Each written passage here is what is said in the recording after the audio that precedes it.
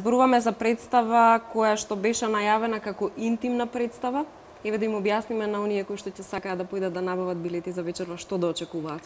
Еве, можам да појдам од тоа дека станува збор за текст на Бергман кој раскажува интимна приказна за една жена, со која сите ние можеме да се соживееме, а од друга страна представата се игра на малата сцена на Македонскиот народен театар и неодамна беше кажано за представата дека фактички станува збор за представа во која не можете да препознаете кога глумците глумат, кога навистина го живеат моментот. И во однос на тоа што го кажа Нина, навистина сцените се повеќе и повеќе се разигруваат и стануваат толку природни што просто публиката навистина не може да препознае во кој момент што е нешто договорено, а што произлегува на лице место за време на играњето, нели, на сцената. Така што мислам дека представата публиката е сака само заради тоа што се соживува со неја. Публиката многу интензивно се смее, многу интензивно плаче на представата, многу интензивно реагира, што за нас е показател дека таа навистина го прифаќа тоа што го гледа и се препознава во тоа што го гледа. Сте имали такви реакции, некому да му се насолзат очите во публиката? Да. Па секоја изведба има по некој што се слуша како вака прави или не знам, вака си држише солзички, не знам, јас плачам. Сепак Бергман е во прашање. Да, ама јас со 100 пати имам гледано секоја проба и секоја изведба, па дури и мене ми се случува, мислам, јас вистински плачам секоја изведба на истото место. Како се подготвуваш за представата? Не зборувам за подготовките кои што ги имавте, за пробите, за целиот тој дел, меѓутоа еве денеска стана наутро, знаеше дека треба да дојдеш во телевизија нова, меѓутоа размислуваш за тоа што треба да го правиш вечерва од 20 до 21:30 часот. Зборувам за тоа живење во моментот на сцена, зборуваме за мала сцена каде што публиката ти е буквално многу блиску. Како се подготвуваш емотивно, психички, физички за сето тоа? Па, имам некој ритуал што го правам пред секоја представа. За ова конкретно, значи, доаѓам порано нели во театар, го повторувам текстот ако треба, во овој случај повеќе сама со себе, затоа што немам директен партнер. Местам реквизита, не знам, седам е убаво наместено, костим, шминка, значи додека се шминкам, исто тоа е еден момент каде што некако, мислам, влагам во улогата, тоа е сега малце така чисто ви го поставувате тоа прашање влегувањето и излегувањето. Да, влегува малце чудно звучи, ама така некако излегува на крај. Така да, не знам, тоа е една подготовка, нели, која во тие час и половина пред представата е поинтензивна, меѓутоа ликот живее во мене и со мене од моментот, не знам, од пробите, па преку премиерата, па се додека се игра представата, па и понатаму, не знам. Мислам, не верувам дека тоа не се заборава. Ние глумците многу паметиме, значи имаме некој емотивно паметење што сите ликови негде си ги складираме во нас за секогаш да живеат тука. Така. Како еден режисер избира дали ќе работи, односно дали ќе постави представа на мала или на голема сцена? Дали само текстот е тој што го наметнува овој избор, односно одлуката каде ќе биде представата или едноставно самата одлучуваш која е подобрата варијанта? Самата одлучувам, меѓутоа текстот е тој кој што кажува каде треба да се игра представата. Мислам дека една представа како разговори во 4 очи е невозможно да се игра на голема сцена. Таа емоција не може да се пренесе на тој начин до и самиот наслов го наметнува, ја наметнува таа потреба од посредност, нели? Практично станува збор за нешто што е навистина интимно и тоа мора на ист начин да се пренесе на публиката. Ако таа не е физички блиску, ако таа не може да го чуе секој шепот на глумецот, тогаш не сме постигнале целта. Така што кога станува збор за оваа представа и за разни други кои сум ги направила, сум сигурна дека треба да се на мала некаква сцена или во некој интимен простор, независно дали е тоа така наречена мала сцена во некој театар.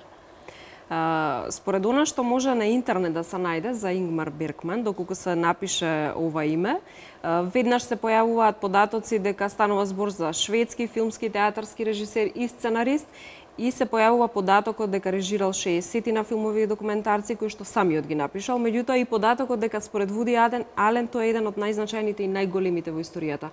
Кога се избира еден ваков автор, колкава е таа трема што ја имаш за да го сработиш тоа како што треба? Па, не знам, дали е поголем предизвикот со големи автори, веројатно Така е најсоодветно Со големи прашањето. автори е полесен предизвикот, затоа што големите автори многу од тоа што вие треба да го направите го напишале. Ако Вие завршуваат барем половина од да, работата. ако внимателно ги анализирате, тогаш ќе видите дека навистина најголем дел од работите кои треба да ги направите ги пишува во текстот. Така што од една страна е голем предизвик и голема одговорност да се поставува толку значаен автор, но од друга страна е многу полесно и тој практично ви станува сојузник во процесот на работење. И на глумците, и на режисерот, и на ниво на нарација, и на ниво на диалог. Така.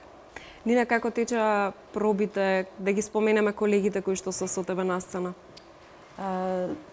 Со мене се Амернис Нокшики, Петар Арсовски, Оливер Митковски, Дарија Ризова, Катина Ивановска, Аванова, да. Така. И Благо Веселинов. И Благо Веселинов. Значи, екипава ретко може да се види како склоп, затоа што доаѓаме сите од различен театар, некои и не се ни вработени.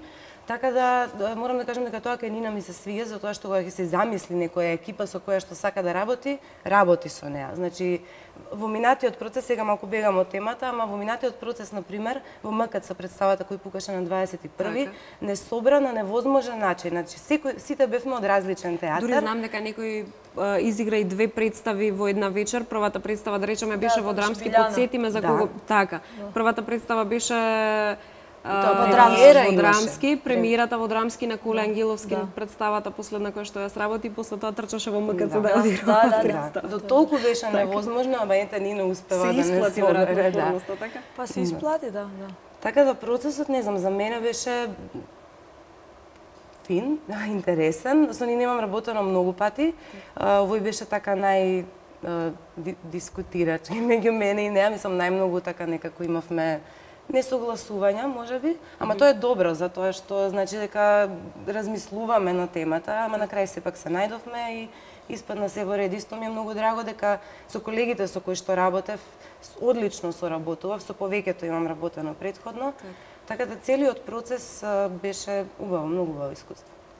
Колку си прашање и до двете, од една страна колку ти е тебе потребно режисерот да не да ти наметне е премногу груб збор, меѓутоа да ти ја представи онаа слика која што се има сам во главата кога почнува да работи. Од друга страна, колку ти им дозволуваш на актерите да можеби да сугерираат, да избегаат малку од она што ти си го замислила? Па, мислам дека не може така строго да се дефинира, бидејќи се разбира дека режисерот мора да има една општа замисла, за тоа каква што треба да се направи, и тоа е една груба рамка од која не би требало да се бега, бидејќи нема да дојдеме до никаков резултат. Но во рамките на таа груба рамка се разбира дека актерите се тие кои што ги даваат своите сугестии, кои кога јас лично работам најчесто ги прифаќам доколку се нели во функција на тоа што треба да се направи. Актерите интуитивно имаат секогаш добри идеи за кои не сте можеле ни да претпоставите дека ќе се случат или ќе се изговорат или ќе се направат на сцената. Така што сметам дека е многу корисно да се слушне и да се искористи тоа што тие имаат да го понудат и да го направат на сцената. Да, јас исто мислам дека, например, режисерот е многу важно да има јасна слика што сака да направи, затоа што ако не знае зошто го работи текстот, што сака да каже со текстот, ние актерите се чувствуваме помалку изгубено. И тогаш не се ветува дека ќе има добар резултат, мислам на крај, дека представата ќе биде добра. И важно ни е некој да има да не води, значи да не води низ процесот, што не значи дека ние не даваме своји идеи или предлози или немаме креативна слобода. Добро, зависи од режисерот, нели? Ама сепак режисерот, ако е добар, е тој што го води актерот низ процесот. Така. Кога работиш една представа, дали на почетокот донесуваш или воопшто дали се доведуваш до таква ситуација да донесеш одлука дали ја правиш представата за себе, за актерите, или од друга страна сакаш да направиш нешто што по секоја цена ќе му се допадне или ќе привлече публиката? Па, се доведуваш ли во таква дилема? Вообичаено не. Вообичаено се бира приказна. Се бира текст чија приказна сакате да ја раскажете. Потоа го бирате начинот на кој ќе раскажете приказната и тоа е она што режисерот практично го прави. Дали тоа ќе се допадне или нема да се допадне на публиката, зависи од типот на публика и од моментот и од жанрот на представата и од разни други критериуми. Меѓутоа, никако не смее еден режисер да си дозволи да направи нешто кое по секоја цена ќе се допаѓа на публиката.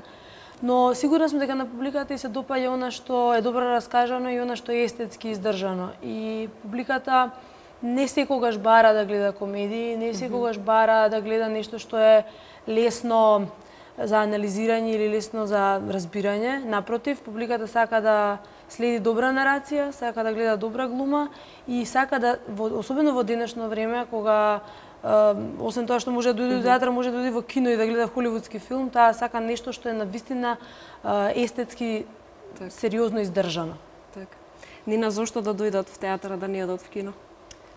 Затоа што театарот е овде и сега, затоа што актерите секоја изведба дава дел од себе на публиката и на сцената и затоа што е убаво во моментот кога ќе се осети тој еден флуид, една енергија што е помеѓу публиката и актерите во салата, поготово кога е на мала сцена и како во случајов има една убава енергија што лебди во воздухот и тоа треба да се доживее.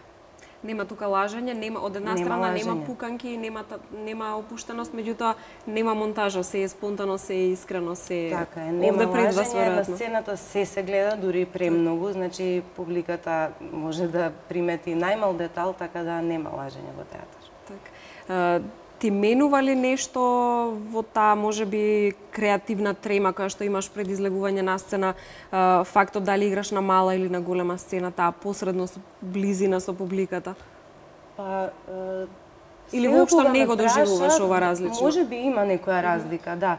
Мислам, да, не сум размислувала за тоа, ама сигурно има разлика за тоа што посилно го осеќаш присуството на луѓето околу тебе додека на голема сцена.